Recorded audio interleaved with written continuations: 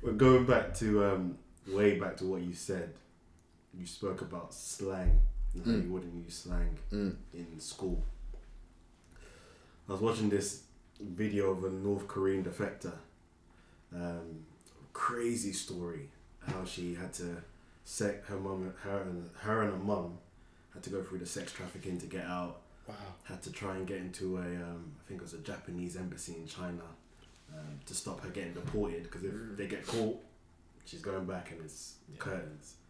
Gets into Japan, I think, and then or South Korea, and then ends up going to America. And she goes around telling her story. One of the things she mentioned that really struck a chord that I want to link with that slang thing is, so she's having the dialogue, the interview, and the interviewer asked, did you not want to be free? Like, she's describing North Korea and he's thinking, well, if it's that bad, did no one want to be free? And she said, there isn't a word for freedom in North Korea. Hi. It's been taken out. Wow. There's nothing, I can feel something. I don't know what to say. There's no word for love either. What? It's just the love I have for Kim is the only expression. You know how we have like brotherly love? And Yeah. There's no word for it. And she was going through, I forgot what she said. I think rebellion is even like not a word, like words that would be used. And it just made me think how powerful words are if they want to remove it. So that, because if you say it and you speak it out, somehow it ignites something that he doesn't want happening. Yeah. So now I think about the slang thing. I'm asking the question, is slang hindering what's going on with the youth? Because there's so many words that now they're not speaking, that you wonder what effect would it have if your English was better. How would it impact you would it impact you the way it would that person not knowing the word for love and the word for blah, blah, blah, blah. What do you think in terms of words? Yeah, I think what it is, and it's funny you ask, because I was having this conversation with a colleague a little while ago. A lot of young people don't know how to code switch. You know what I mean? Like, growing up when I did, and it wasn't something I was taught, but I learned how to code switch. You have the voice for the... That's it. It's true. Like, and I think you know, and I don't necessarily want to bring race into it, because that's not what we're discussing. But being black, you had to learn how to code switch, especially sort of coming up. You know, I grew up in the 90s, born in the 80s, grew up in the 90s. So, and people, the generations before me, it was even more so for them.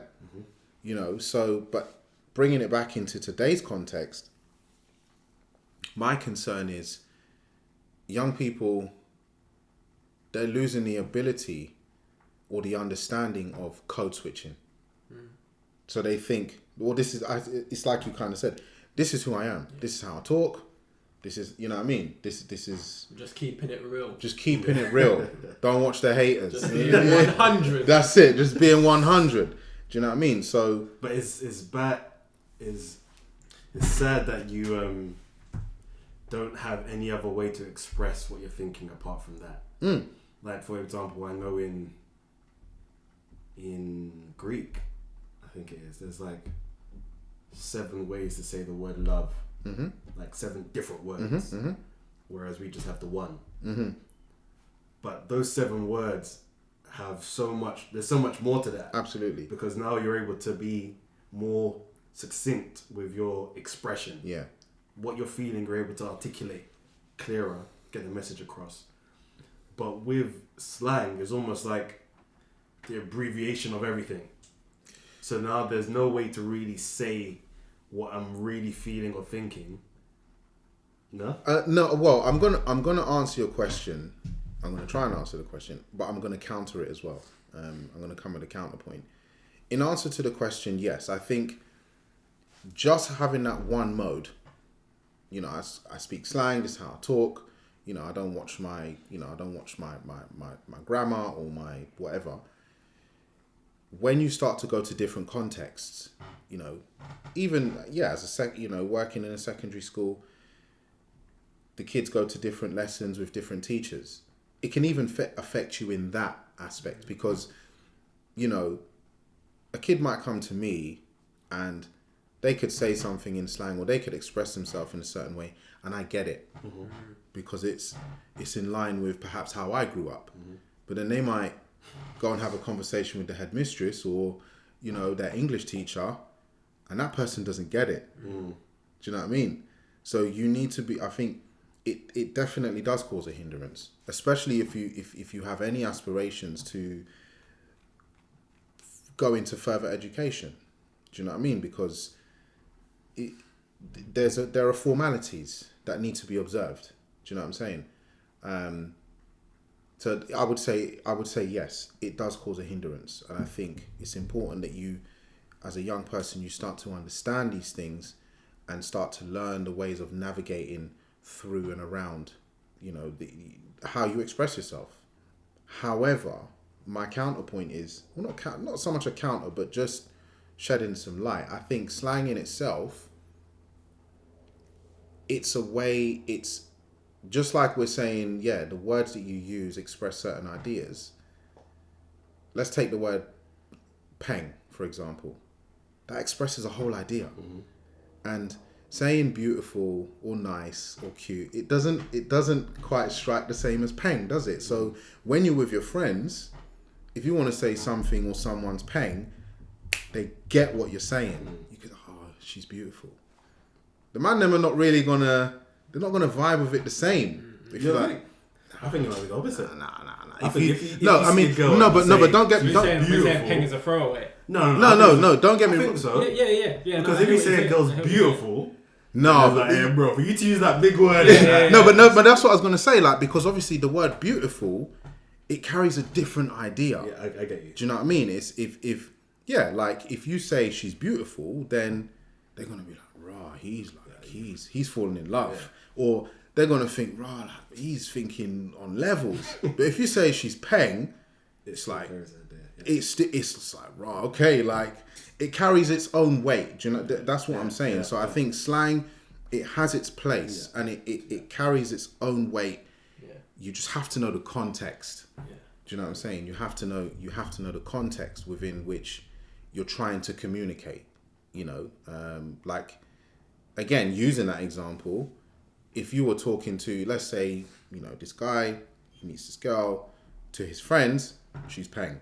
When you meet her dad, I think your daughter's beautiful. Yeah. Do you know what I'm saying? Yeah. So it's the same. You have to know how to express your ideas in appropriate ways. Yeah. You know?